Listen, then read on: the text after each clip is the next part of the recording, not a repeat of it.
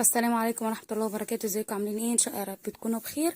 وزي ما انتم شايفين معانا طبعا روايح العيد قلت علينا، ومعلش بقى ما جبتلكوش نهاية الفيديو في اول الفيديو عشان الفيديو بدأ معايا زي ما انتم شفتوا.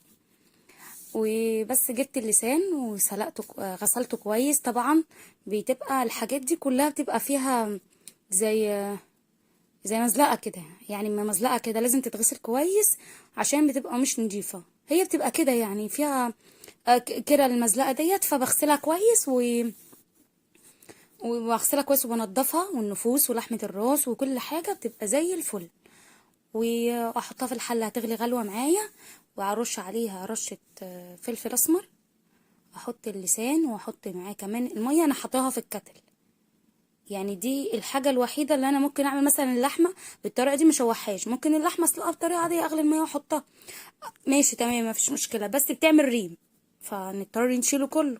فانا لا، انا ما بعملش كده، بشوح اللحمه الاول وبعدين بحطها عشان ما تعملش ريم على الوش. الريم ده بيعمل زفوره. وزي ما انتم شايفين انا غليتها غلوه، وده كان شكلها بقى عامله ريم. بصوا ازاي.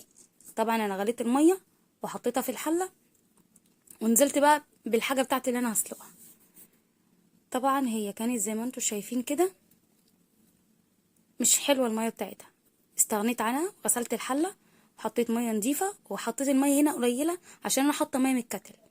هحط الفلفل الاسود والحراج بتاعي اللي انا بحطه في الشوربه، ورق لورا، فلفل اسود، بصلايه، زي ما بسلق اللحمه العاديه خالص. وحطيت قرنفل، وحطيت حبهان، وحطيت ينسون نجمه، وحطيت مستكه. الشوربه عشان الحاجات دي بتبقى فيها زفاره فلازم تقضي عليها خالص، لازم تظبطي الشوربه على الاخر. الحبان او الهيل، المسمار، ورق غار او ورق لوري، يعني براحتكم، يعني اللي بيحب يقول حاجه يقولها. وهنا بقى دي الشوربه بتاعتها الحلوه الجميله. شوفوا الشوربه بتاعتها دسمتها جميله، دسمتها ما راحتش طبعا في الغلوه اللي خدتها قبل كده، واستوت لحد ما بقت زي المربى.